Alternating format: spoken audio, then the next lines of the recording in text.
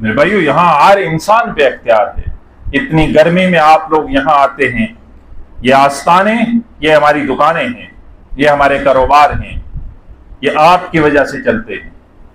آپ لوگ یہاں آنا چھوڑ دیں، یہ درگاہوں اور آستانوں پہ بیٹھے ہوئے ہم لوگ آپ کے گھروں میں مزدوری کرتے ہوئے آپ کو نظر آئیں. کوئی ککھ نہیں کر سکتا اگر اللہ نہ چاہے. یہ فیکٹریاں ہماری جو شرک کے اڈے ہیں، یہ شرک کے کارخانے ہیں، یہ آستانے، یہ شرک کی فیکٹریاں ہیں. یہاں سے آپ کو کچھ نہیں ملنے والا سوائے شرک کے. یہاں ہاتھ چمائے جاتے ہیں، یہاں جھکایا جاتا ہے اپنے آگے. کچھ بدبخت ایسے ہیں جو اپنے آگے سجدے کرواتے ہیں، کچھ بدبخت ایسے ہیں جو خود بھی ڈھول پہ ناچ رہے ہوتے ہیں اور آپ لوگوں کو بھی نچا رہے ہوتے ہیں.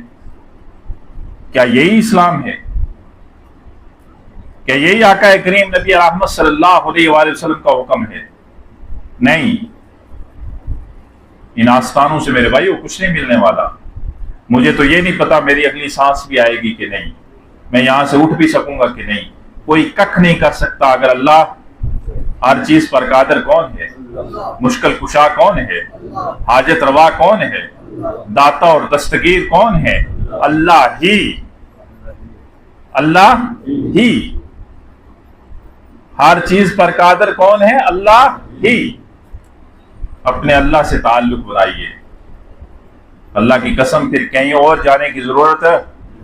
اور جب اللہ سے تعلق ٹوٹتا ہے تو پھر یاد رکھیے اس طرح ہماری دکانیں یہ سجتی ہیں، اس طرح ہمارے کاروبار چمکتے ہیں، اور آپ لوگ جب آتے ہیں تو ہماری لگژری لائف سٹارٹ ہو جاتی ہے.